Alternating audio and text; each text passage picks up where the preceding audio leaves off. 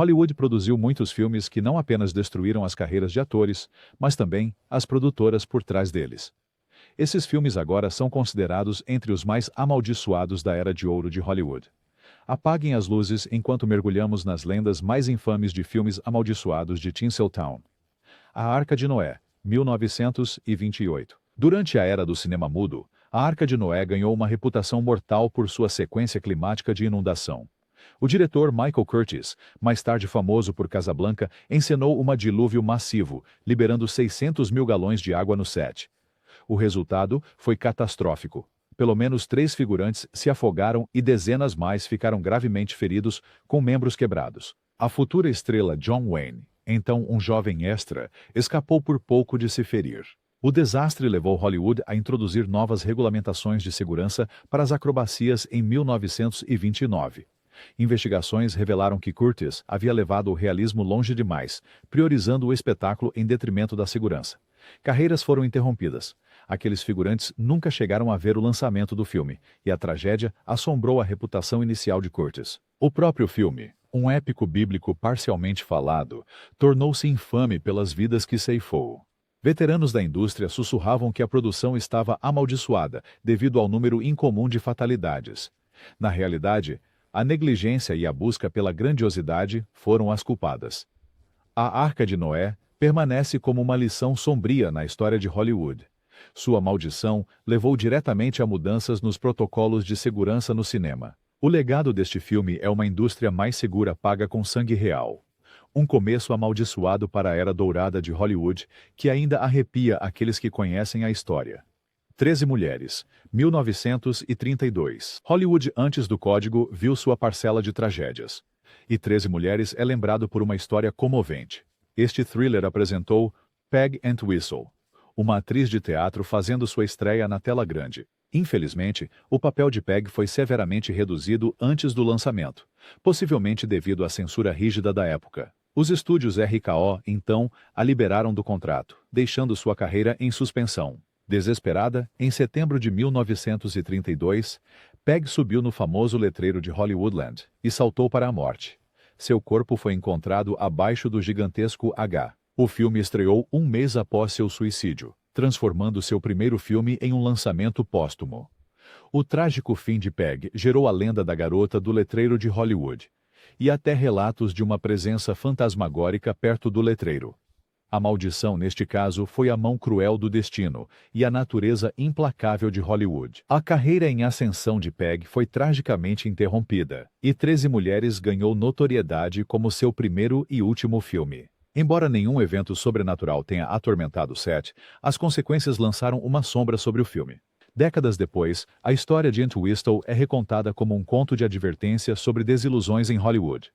Uma tragédia humana que vinculou para sempre 13 Women ao folclore de Hollywood amaldiçoado, onde o fracasso de um único filme e a política dos estúdios precipitaram o desespero de uma jovem atriz. O Mágico de Oz, 1939. O amado clássico. O Mágico de Oz escondeu um pesadelo por trás da cortina. Sua produção foi assombrada por acidentes tão bizarros que alguns da equipe começaram a sussurrar sobre uma maldição. Buddy Ebsen, o original Homem de Lata, foi hospitalizado depois que a maquiagem de alumínio revestiu seus pulmões, quase o matando. Ele teve que abandonar o papel, devastando sua carreira. Impulso. Seu substituto, Jack Haley, também sofreu uma infecção grave nos olhos por causa da maquiagem. A atriz Margaret Hamilton, interpretando a Bruxa Má, sofreu um terrível acidente no set. Um erro de tempo na porta secreta durante sua saída em chamas causou queimaduras de 2º grau no rosto e nas mãos. Sua maquiagem verde à base de cobre teve que ser removida rapidamente, pois estava queimando sua pele. A dublê de Hamilton mais tarde se feriu em uma explosão de vassoura. As condições no set do filme eram extenuantes. O calor extremo das luzes Technicolor tornava a vida miserável. E até mesmo Toto, o cachorro, não foi poupado, quebrando uma pata depois que um ator pisou nela. Uma lenda urbana duradoura sobre um suicídio de um Munchkin, capturado em filme, alimentou ainda mais a reputação sinistra do filme.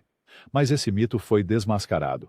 Ainda assim, os incidentes reais foram suficientes. A estrela Judy Garland foi incessantemente trabalhada e medicada pelo estúdio, um fator que contribuiu para suas dificuldades posteriores. Outra nota trágica. Apesar da alegria que trouxe na tela, O Mágico de Oz deixou várias carreiras marcadas pela dor. Sua suposta maldição destaca o custo muito real pago pelas pessoas que criaram a magia de Oz. Rebel Without a Cause, 1955. Rebel Without a Cause capturou a juventude desiludida dos anos 1950 e se tornou infame pelos destinos de suas jovens estrelas. A maldição começou mesmo antes do lançamento do filme. Seu protagonista icônico, James Dean, morreu em um acidente de carro em setembro de 1955, apenas semanas antes da estreia. A morte surpreendente de Dean, aos 24 anos, consolidou-o como uma lenda, mas também lançou uma sombra sombria sobre o filme. O co-estrela Saul Minell, que interpretou Plato, teve um fim violento anos depois. Ele foi assassinado a facadas em 1976, aos 37 anos.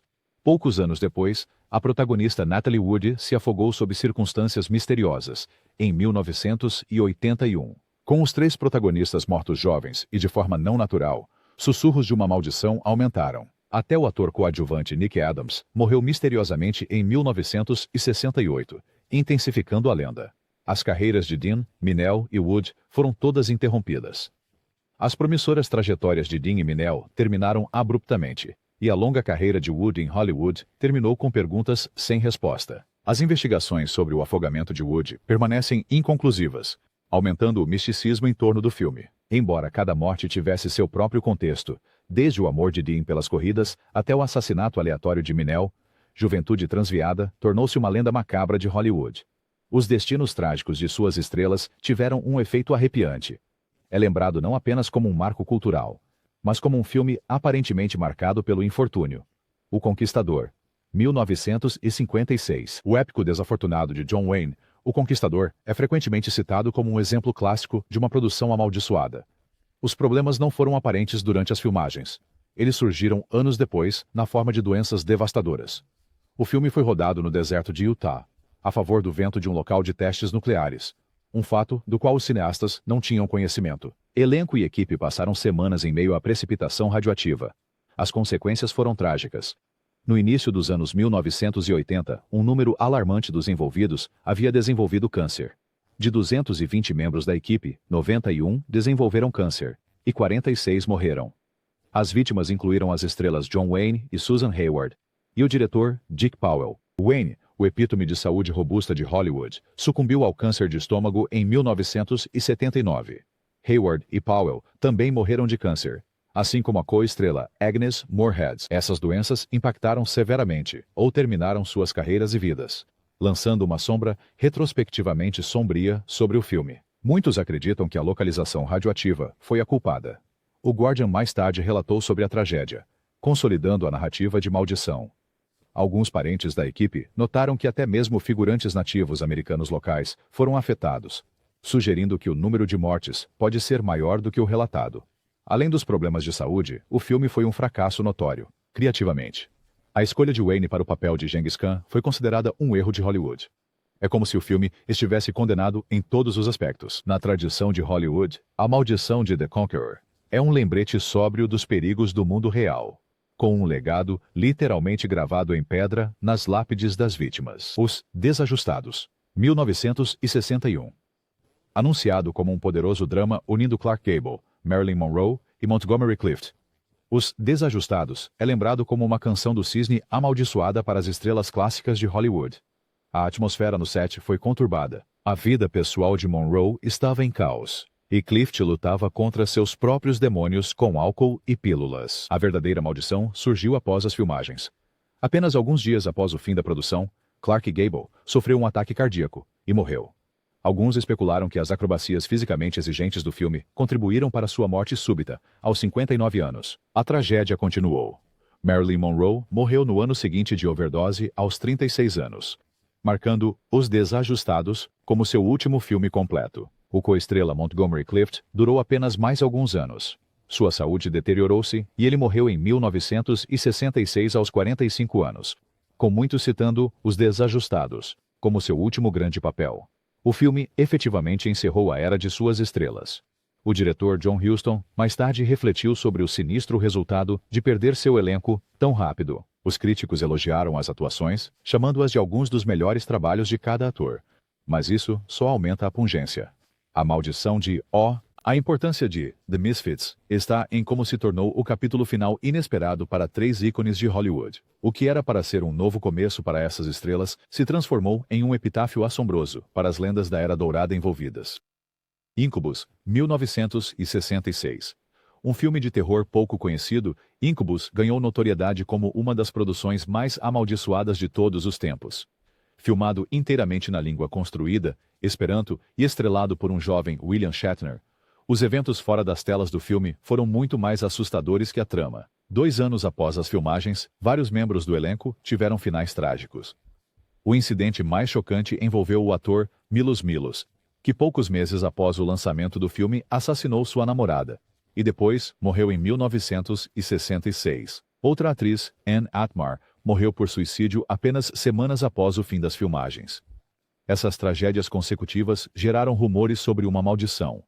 Como se isso não bastasse, pouco tempo depois, os negativos do filme desapareceram por décadas, fazendo Incubus desaparecer efetivamente.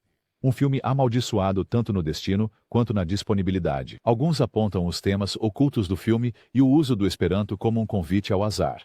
Embora não haja evidências de algo sobrenatural em ação, apenas uma coincidência sombria. As carreiras dos envolvidos nunca se recuperaram. O próprio Shatner teve sucesso com Star Trek, mas ele recorda ter se sentido desconfortável com o filme. Incubus permaneceu na obscuridade com sua reputação assustadora intacta. Quando finalmente ressurgiu, sua lenda da maldição já estava consolidada. Com múltiplas mortes prematuras e o desaparecimento do filme, Incubus permanece uma nota assustadora na história do cinema. Um filme aparentemente condenado desde o início. O Bebê de Rosemary, 1968. O clássico de terror de Roman Polanski, O Bebê de Rosemary, é frequentemente considerado um dos filmes mais amaldiçoados de todos os tempos. E com boa razão. O tema assustador do filme, uma mulher inconscientemente carregando o filho do diabo, parecia transbordar para a realidade. Durante a produção, a atriz principal Mia Farrow sofreu estresse. Ela até recebeu os papéis de divórcio de Frank Sinatra no set. O produtor William Castle foi inundado com cartas de ódio por causa dos temas satânicos do filme. E ele mais tarde desenvolveu cálculos renais graves, chegando a alucinar cenas do filme no hospital. Mais tragicamente, o compositor do filme, Christophe Comeda, entrou em coma após um acidente e morreu, espelhando um coma que acontece a um personagem da história. Mas a tragédia mais infame ocorreu um ano após o lançamento em 1968. A esposa grávida de Polanski, Sharon Tate, foi brutalmente assassinada pela família Manson em 1969. À morte de Tate, ela foi esfaqueada até a morte em um crime que chocou a nação. Tinha uma conexão misteriosa com o filme na mente do público. De repente, um filme sobre o mal demoníaco parecia ligado ao mal da vida real.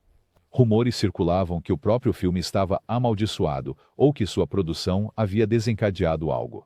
Polanski, devastado pelo assassinato de Tate, afastou-se de Hollywood por um tempo.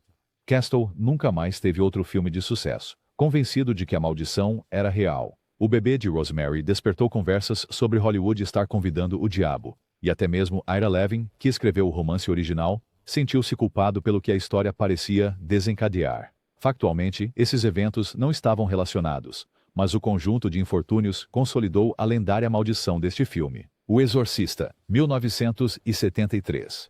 Muitas vezes citado como o filme mais aterrorizante de todos os tempos, O Exorcista carregava escuridão não apenas na tela, mas também nos bastidores. A produção foi assolada por uma série de infortúnios que alimentaram as conversas sobre uma maldição. Logo no início, um acidente estranho definiu o tom. Um pombo voou em uma caixa de circuitos e provocou um incêndio no set, destruindo o interior da casa da família McNeil, exceto o quarto onde os exorcismos acontecem. Esse detalhe assustador não passou despercebido pela equipe. O incêndio causou um atraso de 6 semanas e levou à contratação de um padre para abençoar o set. Membros do elenco também sofreram perdas paralelas ao tema do filme. Jack McGowran, que interpretou Burke Dennings, morreu inesperadamente de gripe logo após completar seu papel. Vasiliki Maliaros, que interpretou a mãe do padre Karras, também faleceu durante a produção. Essas mortes, estranhamente espelhando os eventos no filme, deixaram todos inquietos. A estrela Linda Blair e Max von Sydow perderam cada um membros próximos da família durante as filmagens. O ator Jason Miller escapou por pouco de um acidente de moto. Acidente em uma rua molhada pela chuva em Nova York. No set, tanto Blair quanto Ellen Burstyn sofreram lesões crônicas nas costas, enquanto realizavam cenas violentas de possessão.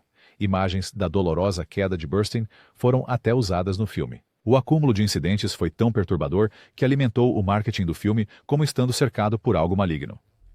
Os métodos pouco ortodoxos do diretor William Friedkin provavelmente contribuíram para o caos, mas o elenco e a equipe começaram a temer genuinamente que algo profano estivesse em ação. O Exorcista surgiu como um sucesso de bilheteria e um marco crítico, mas seu legado inclui décadas de sussurros de que o filme em si era amaldiçoado.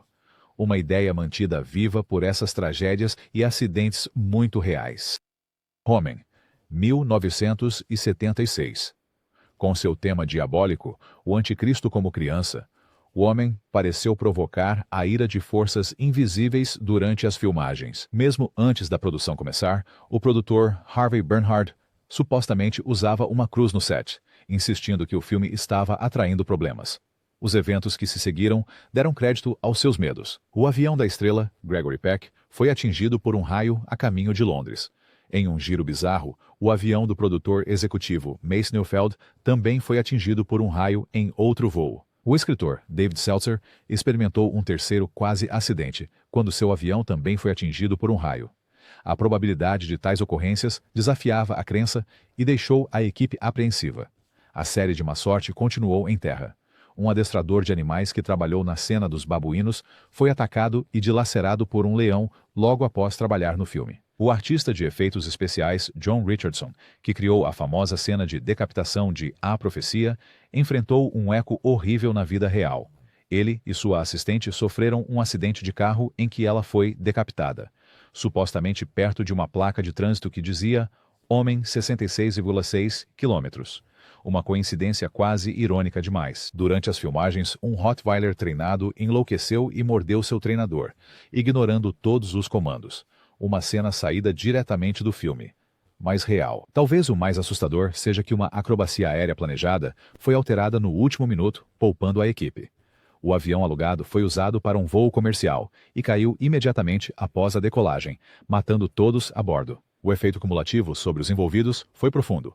Muitos realmente acreditavam que forças sombrias estavam assombrando a produção. Enquanto A Profecia foi um sucesso e impulsionou carreiras, a maldição deixou uma marca indelével. Os membros sobreviventes da equipe relataram esses incidentes por décadas, consolidando The Omen como uma das produções mais assombradas de Hollywood. Superman, 1978. A chamada maldição do Superman se estende por décadas e não está ligada a um único filme, mas sim a vários atores que vestiram a capa do Homem de Aço. Quando o Superman chegou aos cinemas com Christopher Reeve, sussurros de uma maldição já tinham começado, e só se tornariam mais fortes. A primeira suposta vítima foi George Reeves, que interpretou o Superman na TV dos anos 1950. Em 1959, Reeves foi encontrado morto com um ferimento de bala em circunstâncias misteriosas, considerado um suicídio. A parte estranha, nenhuma impressão digital na arma e teorias circulando sobre jogo sujo. Ele morreu dias antes de seu casamento programado, encerrando sua carreira de forma sombria. Avançando para o filme de 1978. Christopher Reeve tornou-se um superstar como Superman, apenas para enfrentar uma tragédia em 1995, quando um acidente de equitação o deixou paralisado do pescoço para baixo. A vibrante carreira de ator de Reeve foi efetivamente encerrada em um instante. Ele faleceu em 2004 e, de forma comovente, sua esposa, Dana Reeve, morreu 2 anos depois de câncer de pulmão, apesar de nunca ter fumado. A lenda da maldição vai mais longe. O ator mirim Lee Quigley, que interpretou o bebê Kal-El em Superman, de 1978, morreu aos 14 anos devido ao abuso de solventes. Margot Kidder, que interpretou Lois Lane, sofreu um colapso mental grave na década de 1990 e um acidente de carro que a deixou temporariamente paralisada, afastando sua carreira por anos.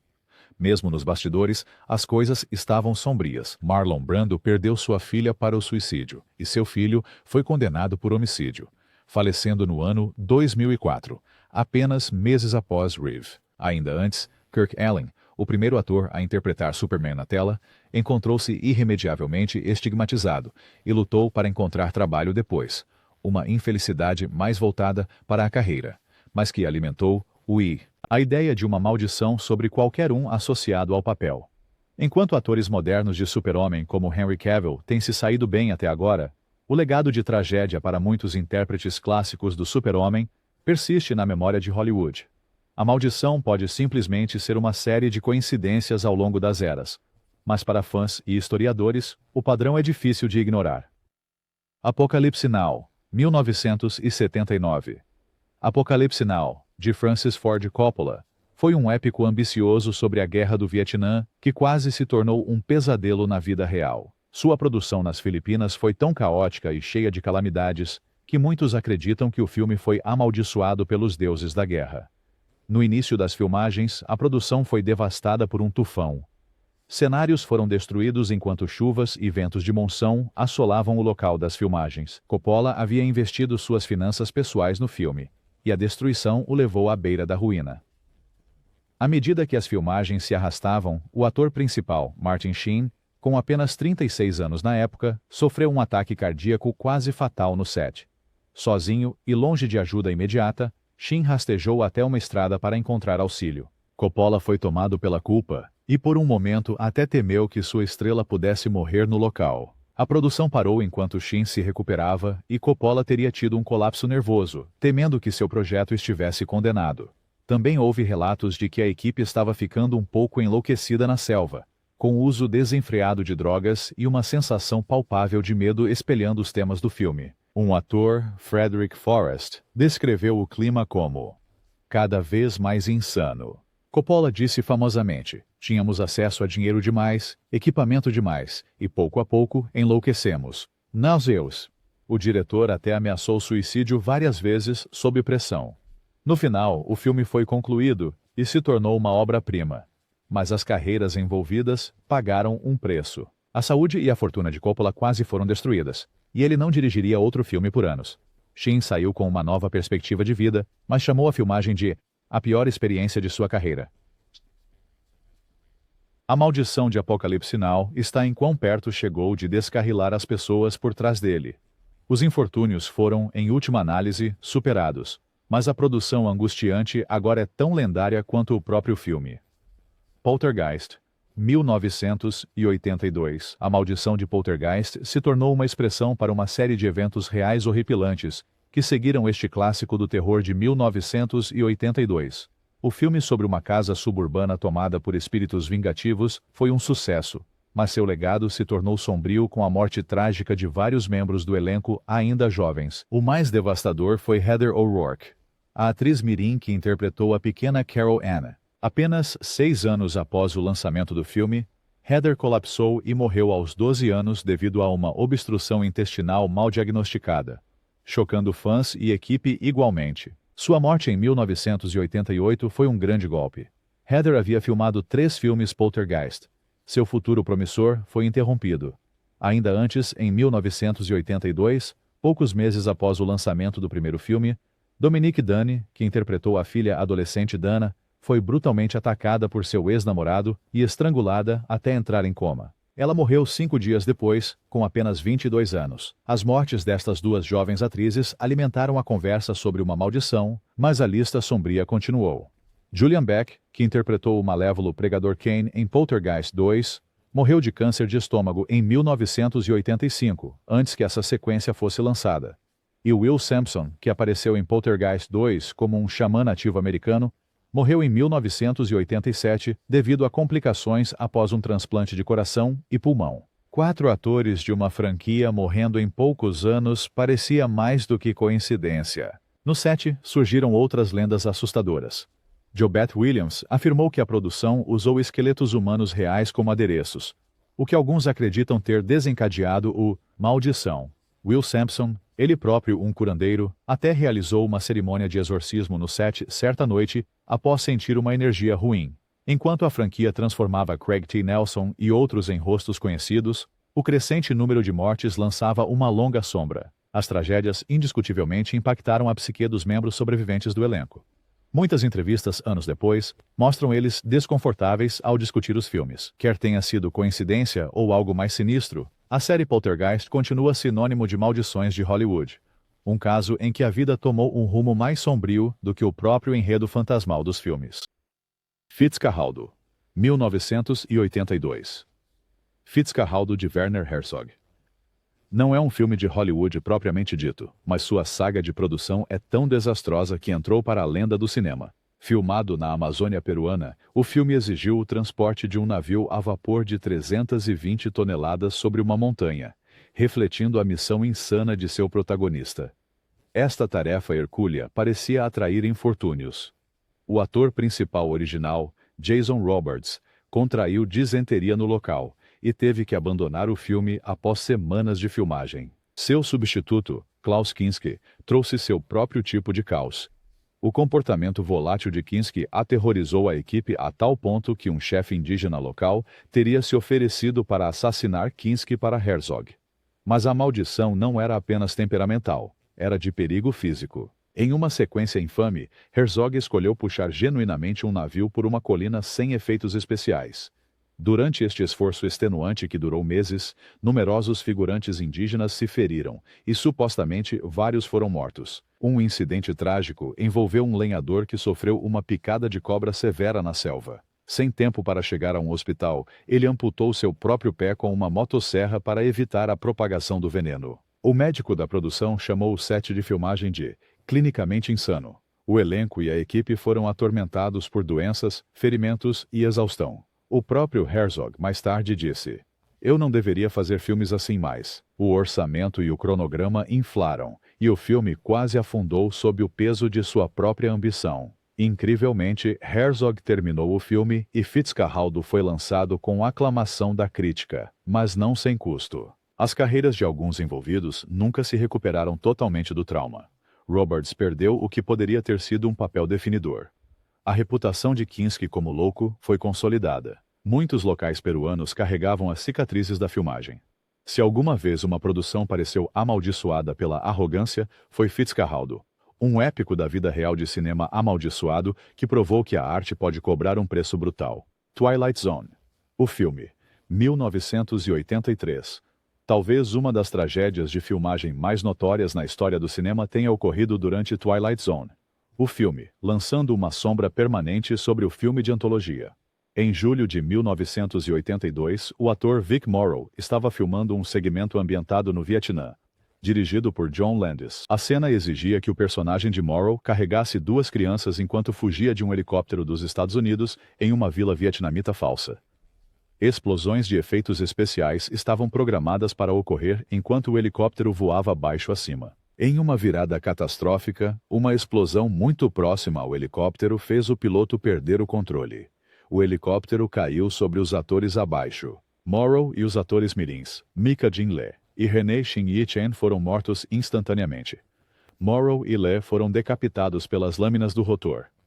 O horrível acidente ganhou notícias em todo o mundo e resultou em um julgamento de grande visibilidade. Landis e 4 membros da equipe foram acusados de homicídio culposo por violar leis de trabalho infantil e negligenciar a segurança. O caso judicial revelou detalhes perturbadores.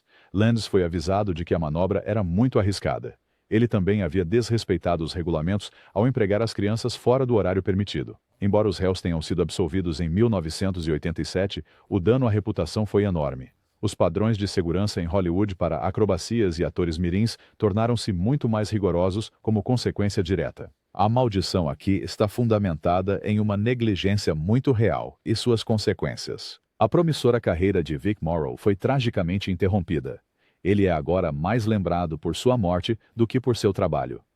As 2 crianças, contratadas em segredo, perderam seus futuros completamente. A carreira de Landis, embora tenha continuado, carregou o estigma dessa tragédia. Ele próprio disse que o incidente o assombrará para sempre. Twilight Zone. O filme pode ter apresentado 4 histórias macabras na tela, mas é o horror não roteirizado nos bastidores que o definiu. Até hoje é um sombrio lembrete dos riscos mortais do cinema, quando a segurança falha. A Maldição dos Mortos-Vivos, 1988. A Maldição dos Mortos-Vivos, de Wes Craven, um filme de terror sobre o vodou haitiano, encontrou incidentes tão bizarros que a série Cursed Films, da Shudder, dedicou um episódio a ele. As filmagens começaram no Haiti durante os últimos dias do regime de Baby Doc Duvalier, um período de agitação civil e violência. Os membros da equipe falaram de uma atmosfera opressiva desde o início. Na primeira noite de filmagens, um verdadeiro sacerdote voodoo realizou uma cerimônia para abençoar a produção, buscando afastar o mal. Mais tarde, o elenco e a equipe se perguntaram se aquele ritual salvou suas vidas, porque o caos logo irrompeu. A turbulência política forçou a produção a fugir do Haiti para a República Dominicana no meio das filmagens, essencialmente escapando de uma revolução em ebulição. Mas mesmo fora do solo haitiano, eventos estranhos persistiram. De acordo com relatos da equipe, pelo menos um membro da equipe foi possuído durante as filmagens, exibindo um comportamento bizarro semelhante a um transe, e outro teve uma experiência de quase possessão. Esses incidentes, embora difíceis de verificar, deixaram os participantes abalados. O astro Bill Pullman e outros também recordaram de um tumulto em grande escala se desencadear próximo ao set, colocando a equipe em perigo. Os adereços e as filmagens quase foram destruídos no caos. Os desafios da produção não eram apenas sobrenaturais. Eles tiveram que atravessar selvas infestadas de cobras, doenças e locais desconfiados. Embora ninguém tenha morrido durante a produção de Serpent, o elenco e a equipe estavam convencidos de que forças sombrias estavam brincando com eles. O produtor David Ladd mais tarde observou que uma filmagem tão angustiante provavelmente nunca seria permitida hoje em dia. O desempenho do filme nas bilheterias foi prejudicado, e alguns envolvidos sentiram que a maldição o seguia. O próprio Craven tinha sentimentos mistos, como se o filme tivesse tirado algo dele espiritualmente. O Serpent and the Rainbow continua sendo um favorito cult, e suas histórias de produção, bênçãos de voodoo, supostas possessões e fugas estreitas elevam sua reputação como uma das produções amaldiçoadas mais loucas que um filme de terror já viu. The Crow, 1994. Em março de 1993, uma tragédia atingiu o set de The Crow, que marcaria para sempre o filme como amaldiçoado. A estrela em ascensão. Brandon Lee, filho da lenda das artes marciais Bruce Lee, foi morto durante as filmagens em um terrível acidente no set. Ironicamente, Brandon estava filmando uma cena em que seu personagem é morto a tiros. Um revólver de adereço, 44 Magnum, que deveria disparar balas de festim, disparou uma bala de treino presa que havia sido deixada acidentalmente no cano. O projétil improvisado atingiu Brandon no abdômen, causando graves lesões internas. Ele foi levado ao hospital, mas após 6 horas de cirurgia, o ator de 28 anos foi declarado morto. O incidente foi considerado negligência, uma série de falhas de segurança com adereços e armas de fogo. O choque da morte de Brandon Lee repercutiu em Hollywood, lembrando a todos a catástrofe anterior de Twilight Zone. A produção de O Corvo foi suspensa e quase cancelada. Em última análise, com a bênção da família de Lee, os cineastas concluíram o filme usando dublês e CGI inicial como uma homenagem ao trabalho final de Brandon. Quando O Corvo foi lançado em 1994, foi dedicado a ele e à sua noiva. Os temas sombrios do filme sobre a vida após a morte tomaram um tom estranhamente literal. Fãs e mídia não puderam deixar de traçar paralelos com a morte prematura de Bruce Lee, em 1973, e a conversa sobre uma maldição da família Lee ressurgiu. Além da morte de Brandon, outros pequenos incidentes no set já haviam assustado a equipe. Um membro da equipe sofreu queimaduras graves. Um dublê foi gravemente ferido e um trabalhador da construção fora do set foi acidentalmente morto. Embora esses incidentes pudessem ser riscos padrão em um set de filmagem, a morte de Brandon não foi nada rotineira. Terminou abruptamente uma carreira promissora. Brandon estava à beira de um estrelato maior. Em termos de impacto, sua morte provocou mudanças permanentes nos protocolos de segurança de armas de fogo em Hollywood. O legado de O Corvo agora é inseparável da tragédia que ocorreu. Seu sucesso cult é agridoce, sublinhado pela sensação de que uma maldição da vida real roubou o mundo de um talento emergente em uma cena assombrosamente próxima à própria trama do filme. Atuk, não produzido. Nem todos os filmes amaldiçoados chegaram à tela. A comédia Atuk é um exemplo infame de um filme que nunca foi, aparentemente porque todo ator principal ligado ao projeto teve um fim prematuro. Atuk era uma adaptação do roteiro do romance The Incomparable Atuk, sobre um homem inuit na cidade de Nova York. O roteiro circulou em Hollywood por décadas, atraindo muitos comediantes.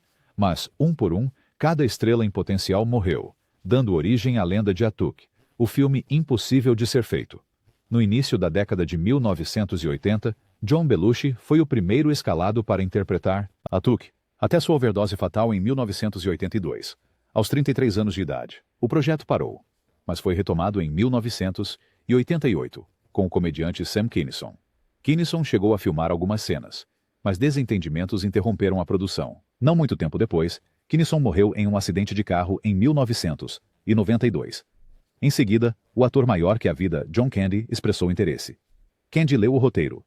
Depois morreu de um ataque cardíaco em 1994 aos 43 anos. A vítima mais famosa da maldição foi Chris Farley, frequentemente considerado o herdeiro cômico de Belushi. Farley estava discutindo Atuk nos anos 90 e até tinha um roteiro em mãos. Tragicamente, ele também morreu de overdose em 1997 aos 33 anos. Estranhamente a mesma idade de Belushi. Um boato até afirma que Farley entregou o roteiro para seu amigo Phil Hartman, e que o assassinato de Hartman por sua esposa em 1998 foi o golpe final da maldição. Embora esse detalhe seja especulativo, é verdade que 4 comediantes talentosos morreram em sucessão após o interesse em Atuk. O roteiro se tornou tabu. Nenhum ator chegaria perto dele. A explicação óbvia é coincidência. Todos eram comediantes com excesso de peso e problemas com substâncias. Infelizmente, um grupo de alto risco. Mas na tradição de Hollywood, Atuk é o roteiro com o número de mortes. Sua maldição não apenas terminou carreiras, mas vidas. Até hoje, Atuk permanece não filmado, servindo como uma piada macabra sobre um roteiro que pode matar para nunca ver a luz do dia. Giant, 1956. Um épico abrangente no Texas com James Dean, Elizabeth Taylor e Rock Hudson. Giant tornou-se lendário tanto pelo seu drama na tela, quanto por sua trágica consequência. A parte mais infame da suposta maldição do filme é a morte prematura de James Dean. Apenas dias após terminar suas cenas finais, Dean pegou seu recém-comprado Porsche Spyder para uma volta e nunca mais voltou. No dia 30 de setembro de 1955, ele colidiu em alta velocidade e morreu instantaneamente aos 24 anos, fazendo de Giant seu filme final póstumo. Sua morte causou choque em Hollywood, e sua ausência assombrou a estreia do filme um ano depois. Mas Dean não foi o único afetado pelo legado sombrio de Giant. Seu co-star, Nick Adams, um amigo próximo e um dos maiores admiradores de Dean, morreu misteriosamente em 1968 por uma suspeita de overdose de drogas aos 36 anos. Rock Hudson, outro grande astro de Giant, tornou-se o rosto do sofrimento silencioso de Hollywood décadas depois. Ele morreu em 1985, devido a complicações relacionadas à AIDS, marcando uma das primeiras mortes de celebridade divulgadas da doença. Sua doença e lutas ocultas fizeram dele outra figura trágica ligada ao filme. Enquanto isso, Elizabeth Taylor sofreu várias tragédias pessoais após Giant, incluindo a morte súbita de seu marido, Mike Todd, em um acidente de avião em 1958. Embora sua carreira tenha continuado, Taylor enfrentou numerosos problemas de saúde e acidentes quase fatais. Embora Giant seja considerado um triunfo cinematográfico, as mortes e desventuras dos membros do elenco levaram alguns a acreditar que carregava uma maldição. 3 dos seus protagonistas, Dean, Adams e Hudson, não viveram até a velhice, deixando para trás um filme que, em retrospectiva, parece uma despedida de uma era e de suas estrelas infelizes. Cleopatra. Emma Subbat, 1963. Uma das produções mais infamemente problemáticas da história de Hollywood. Cleopatra não foi apenas um desastre financeiro, mas também uma provação que prejudicou a carreira de muitos envolvidos. O filme quase levou a 20th Century Fox à falência, tornando-se um dos filmes mais caros já feitos devido a atrasos constantes, reescritas e doenças no set. A estrela do filme, Elizabeth Taylor, estava no centro da tempestade. Ela ficou gravemente doente durante as filmagens, necessitando de uma traqueotomia de emergência após quase morrer de pneumonia. Os médicos mal salvaram a sua vida, e a produção foi interrompida por meses. Quando ela voltou, a mídia focou menos na sua atuação e mais no seu caso escandaloso com Richard Burton, que começou durante as filmagens. Seu relacionamento, tanto apaixonado quanto turbulento, ofuscou suas carreiras e foi condenado mundialmente, levando a uma reação negativa que afetou a imagem pública de Taylor por anos. O diretor Joseph L. Mankiewicz sofreu um colapso mental e físico, devido ao estresse das filmagens caóticas do filme. Em um certo momento, Ele estava tão exausto que editava o filme enquanto ainda o filmava. Uma prática inédita que quase destruiu sua carreira. O fracasso financeiro também teve efeitos duradouros. Apesar de se tornar um sucesso de bilheteria, seu orçamento astronômico significava que nunca se transformou em um lucro real, forçando a Fox a vender ativos, incluindo seu estúdio, que mais tarde se tornou Century City, em Los Angeles. A suposta maldição de Cleópatra não era sobre mortes, mas sobre como ela desviou as carreiras e vidas daqueles envolvidos. Taylor, Burton e Mankiewicz saíram da produção permanentemente mudados, e a Fox mal sobreviveu à experiência. O filme era para ser uma realização marcante, mas em vez disso, tornou-se uma lição de advertência sobre os excessos de Hollywood.